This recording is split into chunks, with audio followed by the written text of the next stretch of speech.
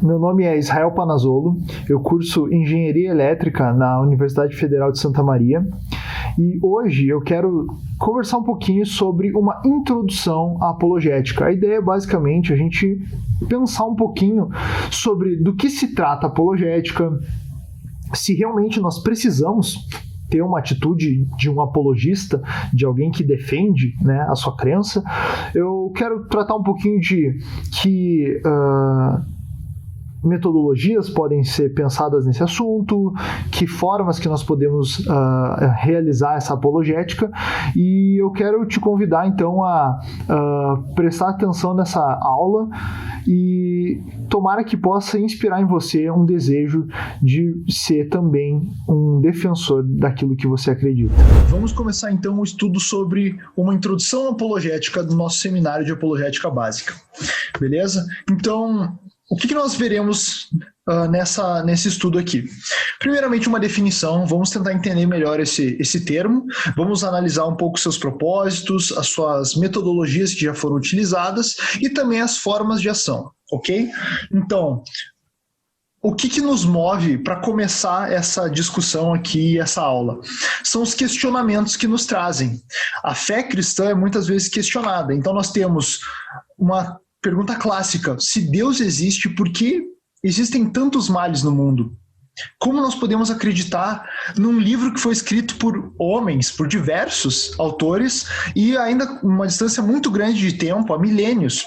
Por que Deus mandava matar no Antigo Testamento? Talvez essa questão nos incomoda. Ou então algumas afirmações que são feitas no nosso contexto de hoje. Por exemplo, verdades absolutas não existem.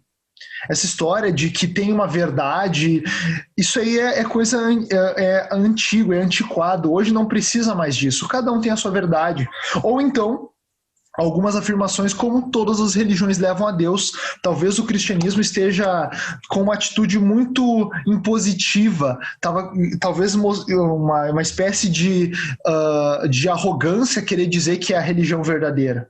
E é motivado nessas questões aí que nós vamos então tratar dessa definição da apologética. E o nosso texto base para isso é 1 Pedro 3, 15 ao 16. Esse texto é essencial para tudo aquilo que a gente tem desenvolvido no Farol nesses anos.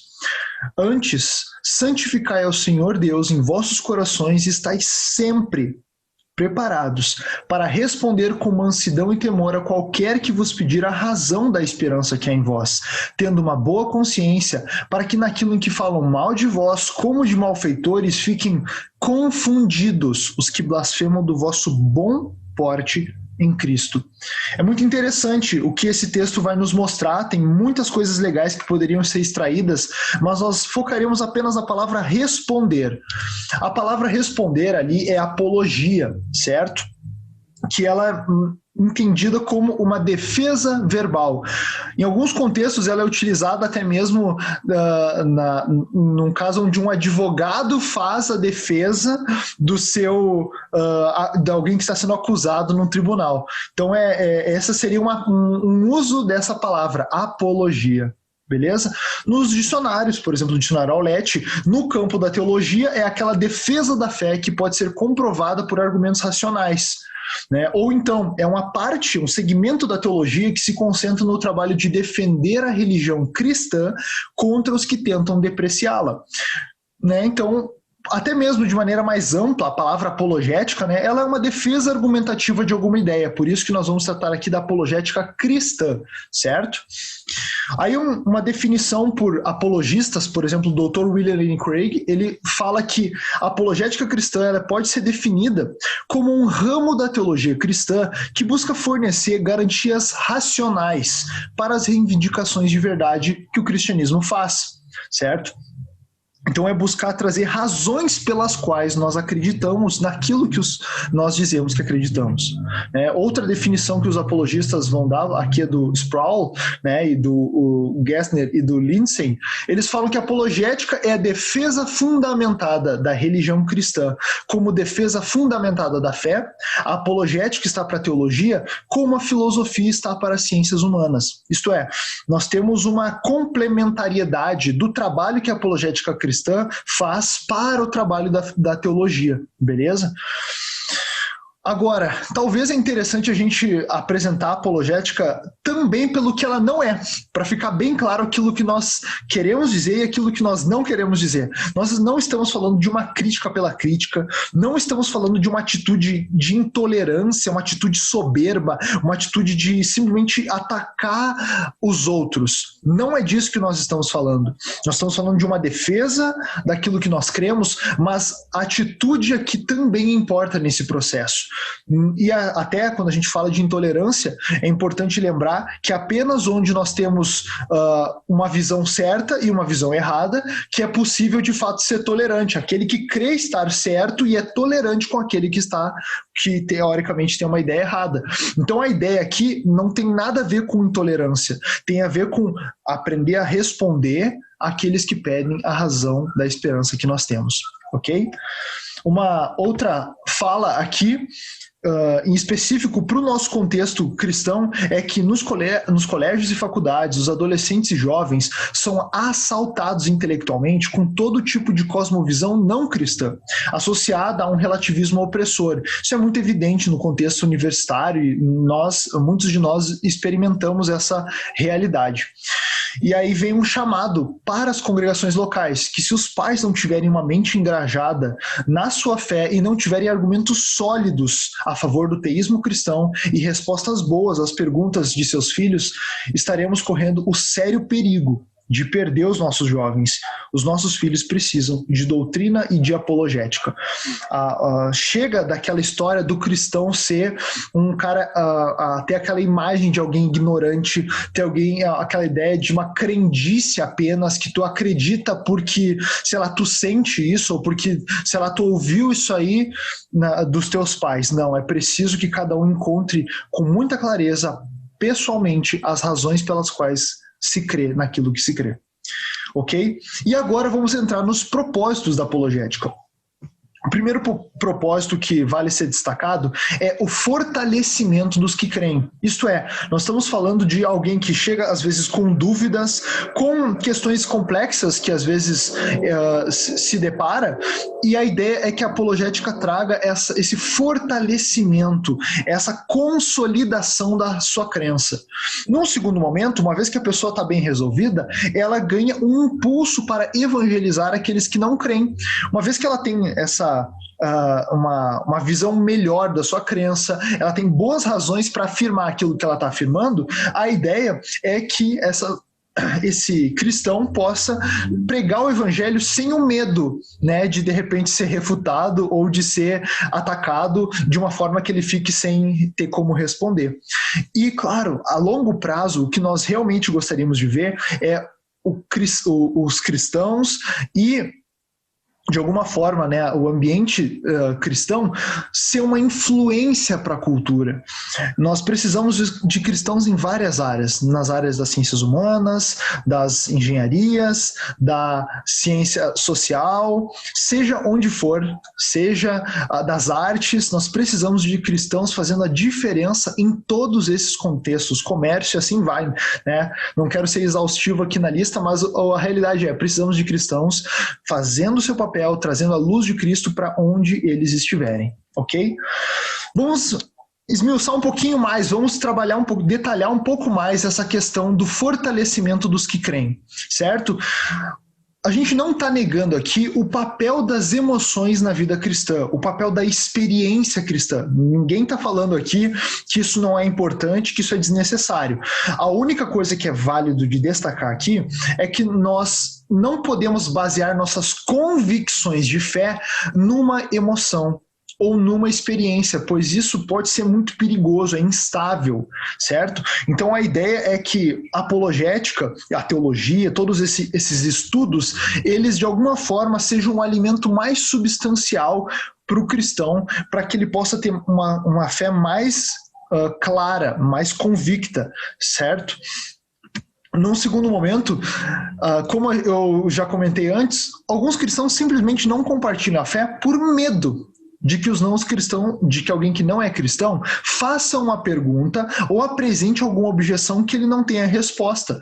E aí vem aquela atitude, vou ficar em silêncio, vou ficar tranquilo aqui, porque né, eventualmente eu posso ser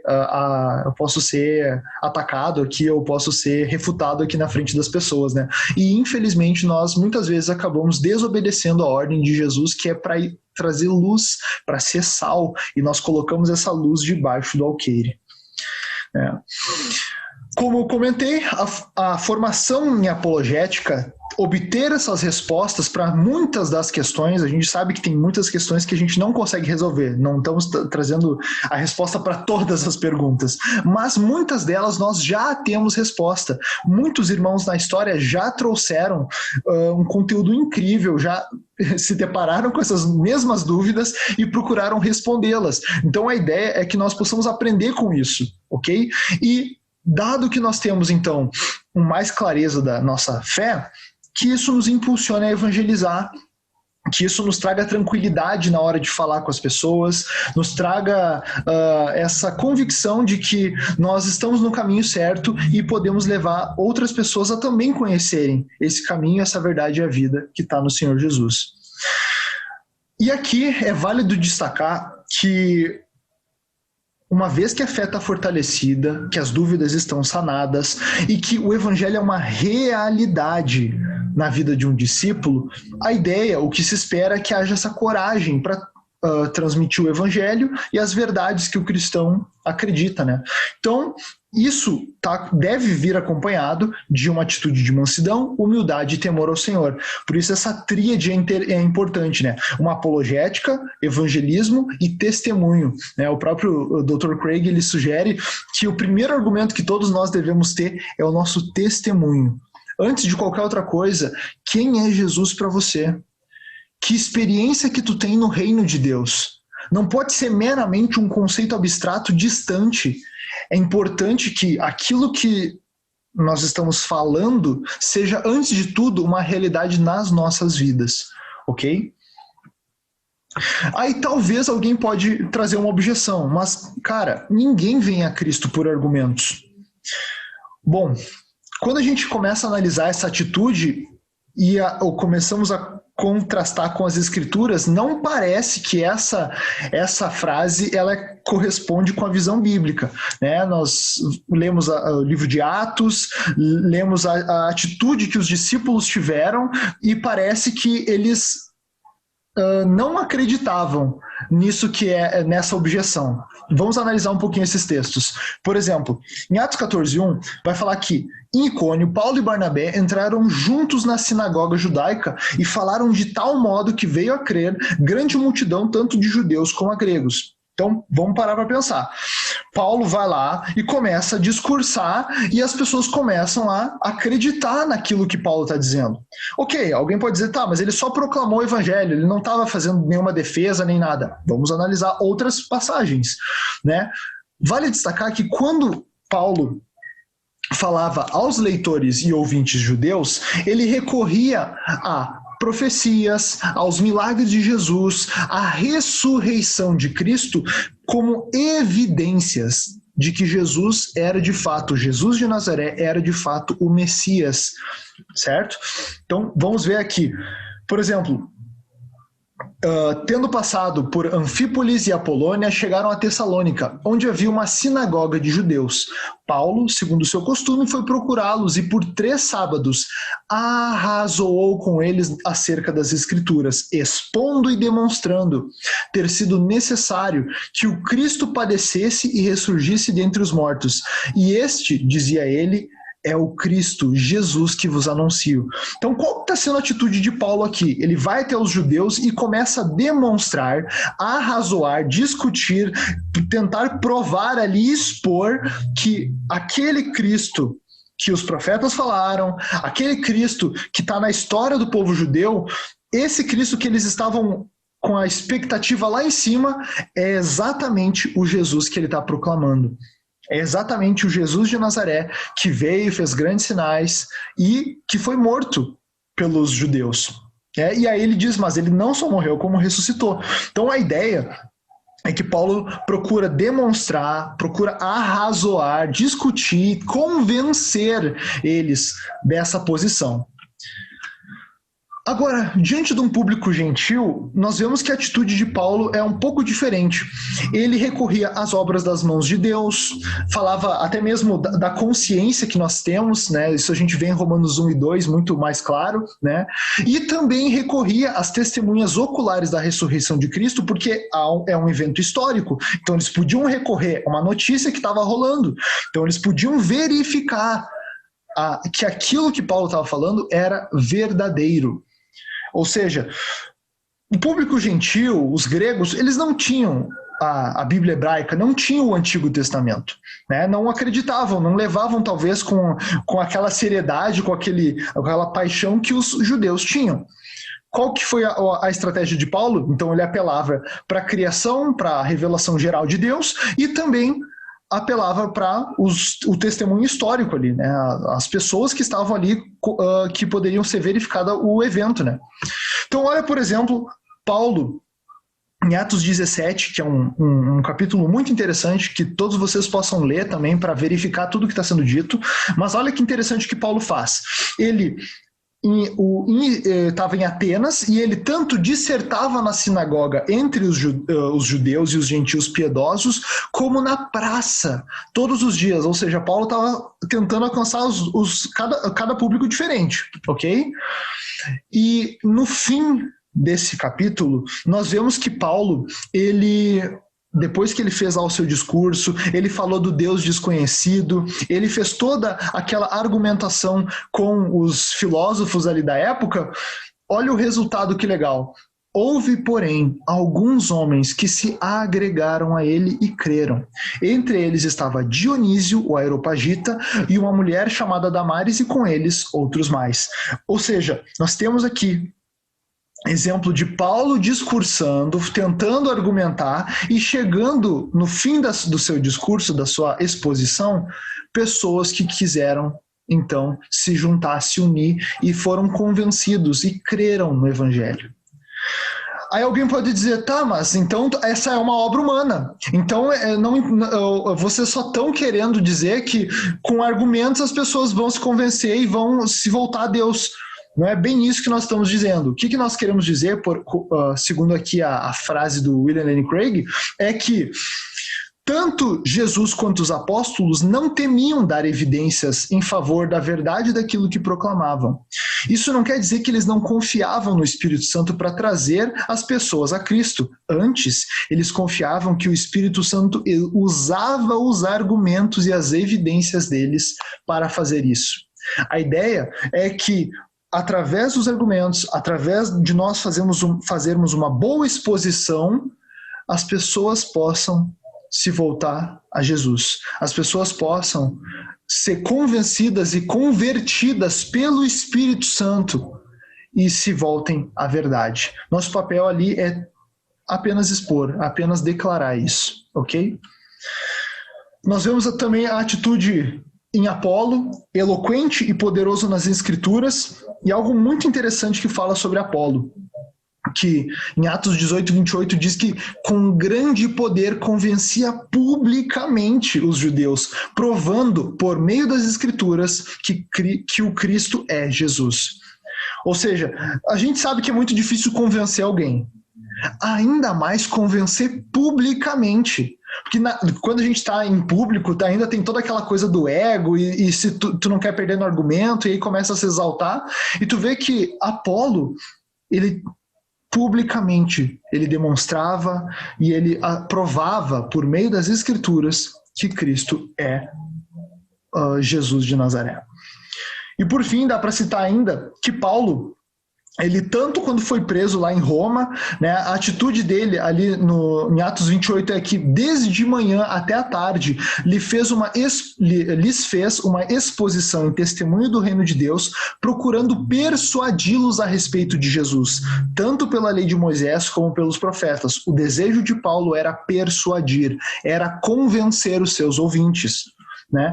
Tanto é que Paulo, em Filipenses, ele vai dizer o seguinte, que a atitude que se espera, né, é que haja essa defesa e confirmação do Evangelho. Essa era a atitude de Paulo, e a palavra defesa ali é apologia. Paulo queria fazer uma defesa daquilo que ele acreditava para os seus ouvintes, ok? Agora, entrando na questão da cultura, nós vemos que no período que é conhecido como Idade das Trevas, nós temos a presença da igreja um pouco maior, definindo eventualmente algumas crenças, enquanto que outros modelos de pensamento não tinham tanto espaço. Na Renascença, a gente vê as filosofias humanistas crescendo, a retirada do foco em Deus e agora começa a colocar o foco no ser humano. Quando entra o iluminismo, começam a haver mais críticas, não apenas à igreja, à instituição, mas a haver críticas específicas contra a ideia de Deus, a ideia de que esse Deus intervém na nossa realidade. Então, muitas críticas vão se desenvolvendo entre o movimento livre pensador até nós chegarmos, né, no período moderno e pós-moderno, onde as coisas já estão muito mais fluidas, muito mais líquidas, muito mais relativas, né? Então, quando o cristianismo começou a perder seu espaço, outras ideias, outras doutrinas, outros dogmas começaram a entrar como o pensamento norteador das sociedades. Analisando então um pouco sobre a cultura, nós vemos que no Brasil, pelo menos, nós temos uma grande presença de cristãos ou pessoas que se declaram cristãs, tanto de vertentes católicas, evangélicas e assim vai, né? Agora a pergunta é o quanto dessa influência ela é real dentro da cultura. Nós vemos que alguns elementos são perceptíveis, a gente vê às vezes nos feriados, a gente vê em certas leis, a gente vê essa presença cultural do cristianismo, ok? Agora vale destacar que ideias falsas são o maior obstáculo à aceitação do evangelho, né? John Gresham, ele fala que nós podemos pregar com todo o fervor de um reformador e ainda assim só ganhar uma alma aqui e ali se permitirmos que todo o pensamento coletivo da nação seja controlado por ideias que impedem que o cristianismo seja visto como nada mais do que uma ilusão inofensiva, né? Então, um exemplo de como um conceito na sociedade pode tanto facilitar como obstruir o evangelho é só pensar nós, como cristãos aqui no Brasil, de repente alguém que é adepto ao Hare Krishna, uma religião oriental, e vem para cá, começa a falar conosco e a gente, talvez num primeiro momento, né, acharia meio estranho, meio diferente, ok? Exótico, mas assim como para nós seria muito diferente, imagina para um cristão que se comunica num país como a Índia, se comunica num país muçulmano ou outros lugares onde o cristianismo não tem tanta presença. É exatamente isso. E quando nós temos uma cultura que tem conceitos que se opõem ao cristianismo, o resultado é que há essa resistência, há esse contraste tão grande que talvez fica mais difícil de pregar o evangelho, de pessoas se converterem. Então, como é importante o papel do cristão na cultura para facilitar o diálogo, ok? Dito isso, quero falar um pouquinho então sobre as metodologias, como que a apologética ela pode ser realizada, ok? Então nós temos aqui 5 métodos que nós gostaríamos de apresentar: o método clássico, o método evidencial, o método do caso cumulativo, o método pressuposicional e a epistemologia reformada, certo? Essas 5 metodologias podem ser encontradas nesse livro Five Views on Apologetics, certo? 5 visões sobre a apologética. E a ideia aqui é nós vermos como então fazer essa apologética. Tem vários métodos que podem ser utilizados para fazer essa defesa das nossas crenças, ok? Então, nós temos 4 grandes áreas, certo? E a epistemologia reformada, que ela serve também como complemento, mas nós vamos trabalhando aqui os métodos e vamos ver que eles podem, entre eles, se complementar, ok? Então, a metodologia clássica, ela usa uma abordagem de 2 passos. O primeiro passo é mostrar que Deus existe. É mostrar que o teísmo, ou seja, a crença num Deus pessoal, é a cosmovisão correta. Isso é feito através da teologia natural, é feito através da análise da realidade ao nosso redor, da revelação geral, e tentar inferir a partir disso a existência de Deus. É claro que a revelação geral, ela apresenta um Deus um pouco mais genérico. A gente não consegue saber, por exemplo, que seria uma trindade, talvez tão diretamente assim pela revelação geral. Agora, nós conseguimos mostrar, ou pelo menos mostrar evidências, inferir a partir da realidade dos dados que nós temos, que existe um Deus, ok? E então, num segundo momento, um segundo passo seria mostrar que o Deus verdadeiro é o Deus do cristianismo. Certo? É mostrar que as evidências em favor do cristianismo, elas apontam e testificam que o Deus verdadeiro é o Deus cristão. Essa abordagem, então, ela vai tratar, por exemplo, os milagres não como uma prova para a existência de Deus, mas mostrando que, na verdade, porque Deus existe, os milagres podem ser uma realidade, né? Ela é uma metodologia que usa esses dois passos para tentar chamar as pessoas para mais perto. Quanto aos apologistas desse método, nós temos Geisler, Sproul, Davis, Craig, Swinburne, filósofos, teólogos aí, estudiosos que procuram fazer esses dois passos para levar as pessoas até Cristo. Na metodologia evidencial, nós temos uma aglutinação. A ideia é que em um passo se mostre que o cristianismo é verdadeiro, que o teísmo cristão é a ideia correta sobre o assunto, ok? Então, vai se apelar mais para a factualidade da história da ressurreição, vai tentar se mostrar diretamente, sem fazer todo esse trato sobre a existência de Deus mais genérico, e mostrar direto que o teísmo cristão é a visão correta sobre as coisas. Alguns que usam essa metodologia são Pinnock, Montgomery, Pannenberg, Habermas, certo? Então nós temos aí pessoas que, também grandes especialistas que utilizam essa abordagem. No método do caso cumulativo, a ideia é reunir os dados, ok? É analisar a realidade e levantar uma teoria, levantar uma hipótese. Ok? E com o conjunto de evidências, chegar numa conclusão. Ok? Então, vamos tentar explicar o que a gente quer explicar. A existência, a realidade da experiência religiosa, a moralidade, os fatos históricos, por exemplo, a história da ressurreição de Cristo. Então, o que está sendo feito aqui? Está se analisando todos os dados e está se procurando encontrar qual é a melhor hipótese, a melhor teoria que explica tudo o que está acontecendo.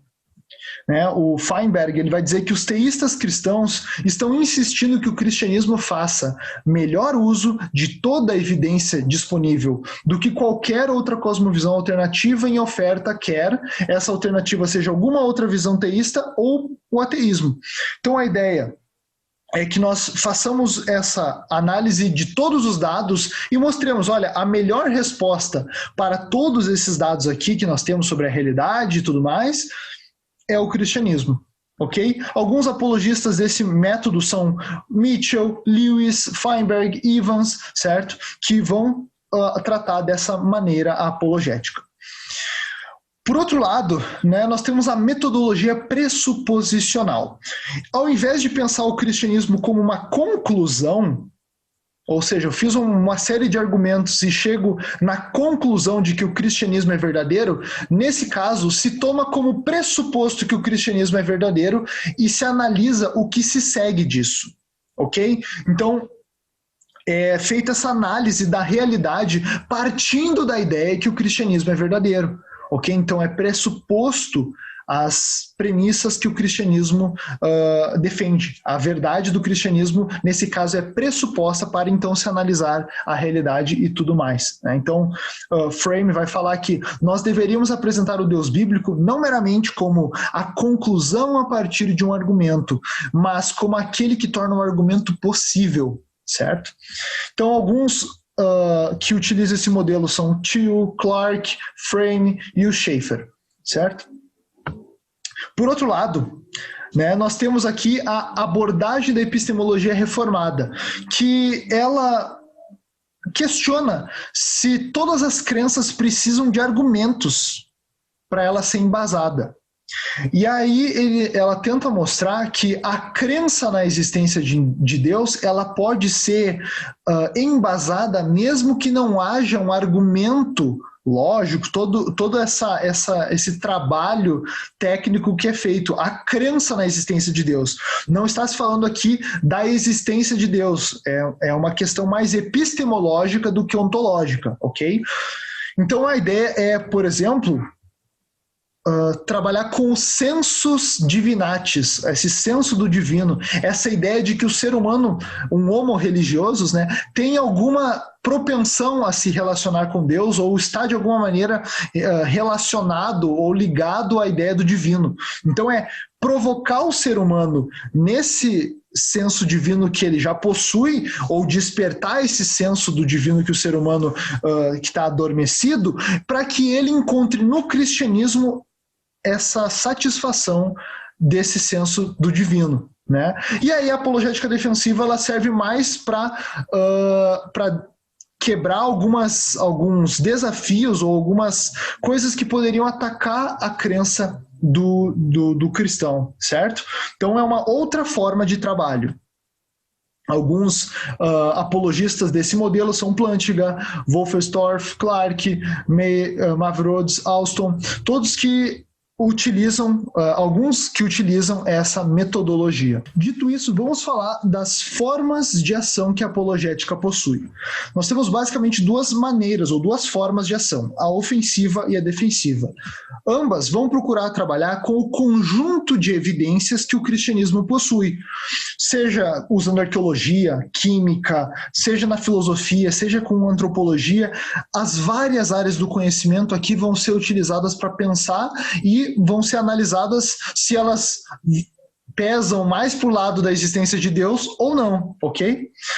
Um exemplo que poderia ser dado aqui na apologética ofensiva, ok? Então, um cristão, ele vai conversar com alguém que não é cristão e ele pergunta, você crê que Deus não existe? A pessoa vai dizer, realmente, não creio. Então ele vai propor a seguinte premissa aqui, a seguinte proposição. Tudo que começa a existir tem uma causa, certo? A pessoa talvez responda, imagino que sim, né? Pensar que algo começou sem causa é meio estranho, né? Meio que acreditar em mágica. Então o crente vai propor um argumento. Bom, o universo começou a existir, certo? É impossível que ele seja eterno no passado, tanto por argumentos aí filosóficos como científicos. Não se preocupe que em detalhes nós trabalharemos com o argumento cosmológico, mas agora é só para demonstrar o que seria, né, a ideia da apologética ofensiva. Então, ele vai dizer, olha, se tudo que começa a existir tem uma causa e o universo começou a existir, o universo possui uma causa. A pergunta é, qual seria essa causa? Ela tem que ser, se o universo é o tempo, o espaço, a matéria e a energia, é tudo isso, essa causa tem que ser além dessas coisas. Porque se o universo é tudo isso, a causa tem que ser além disso tudo. Tem que ser além do tempo, além do espaço, além da matéria, além da energia. Tem que ser poderosa o suficiente para trazer essas coisas à existência. E então, também essa causa, ela precisa ser pessoal, porque se for uma causa mecânica, ela precisa ser programada, porque se o universo começou a existir num dado momento, é preciso que essa causa dê um start. Ela não pode ser simplesmente uma máquina. Nós vamos entrar em detalhes sobre isso quando falarmos do assunto, tá? Do argumento cosmológico. E então, essa causa que tem essas características, algo pessoal, que além do tempo, além do espaço, além da matéria, além da energia e muito poderoso, é o que os cristãos chamam de Deus, certo? De uma maneira genérica, mas é o que os cristãos imaginam como se for Deus, ok? O descrente pode relevar isso ou não. A apologética ofensiva, ela busca os que se opõem à doutrina bíblica e lhes questionam, certo? Através de uma pergunta, ou através de algum problema, ou através de uma apresentação de um argumento como solução para isso, ok? Agora, é válido destacar que nós não estamos falando de uma apologética agressiva, isto é, que a gente vai lá para para atacar as pessoas, vai lá para depreciar alguém, para fazer esse tipo de coisa. Não é disso que nós estamos falando. Nós estamos falando de ofensiva no sentido de oferecer razões positivas, de se oferecer evidências positivas para o que se acredita, ok? Então nós temos aí, por exemplo, o argumento cosmológico, teleológico, o argumento moral, o argumento ontológico, ou do lado das evidências cristãs nós temos evidências para a confiabilidade do Novo Testamento, para a ressurreição de Cristo, seja o que for. Na apologética defensiva, nós temos o inverso.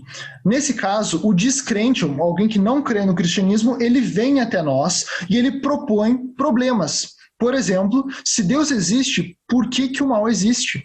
Certo? E aí o cristão, ele pode trazer uma resposta para esse problema. Por exemplo, ele pode dizer, olha, e vamos falar do problema do mal nas aulas, então aguarde, aqui é só uma demonstração muito breve, sem entrar nas nuances do assunto, tá? Mas uma resposta breve talvez poderia ser, olha, não há uma contradição entre a existência de Deus e do mal. Pelo contrário, só sabemos que existe o mal por termos um referencial de bem. E Deus, além de ser esse referencial, ele nos dá a solução para o problema do mal e do sofrimento. Além de nos mostrar que, infelizmente, né, as coisas ruins muitas vezes acontecem porque o ser humano vive longe de Deus. Ok? Então, nesse caso, a apologética defensiva, ela vai trazer uma resposta para aqueles que estão nos atacando. Ela vai ser uma forma de nos defender das objeções que são feitas, ok? Então, algumas objeções que o cristianismo recebe: o problema do mal e do sofrimento, a questão da ocultabilidade de Deus, se Deus existe, por que ele não aparece, né, na minha frente? Ou então objeções ao cristianismo, por exemplo, a Bíblia está cheia de contradições, ou a Bíblia ela tem uma diversidade religiosa muito grande e a Bíblia diz que Jesus é o único caminho. Então, a Bíblia ela não seria incoerente ou inconsistente. São alguns problemas que podem ser elencados aqui. Ok? Com isso, nós encerramos essa primeira aula. Ok? Espero que tenha sido um bom começo aqui para todos, né, que possa despertar cada um aí, ou incentivar cada um a estudar um pouco mais, a pensar um pouco mais sobre o assunto e a encontrar as razões pelas quais nós acreditamos e que a gente possa transmitir isso para aqueles que pedem a razão dessa esperança que nós temos, certo? Vou pedir mais uma vez então que você deixe o seu like, que você se inscreva nesse canal e que você ative o sininho, beleza? Se você conhece algum cristão ou algum irmão, aí, alguém que está entrando na faculdade ou então até está no ensino médio ali, mas logo vai entrar na faculdade, cara, manda esse vídeo para ele, para essa pessoa pensar um pouquinho e para animar cada um aí para nós estudarmos e sermos cristãos intelectualmente satisfeitos, ok? Fiquem na paz e até a próxima.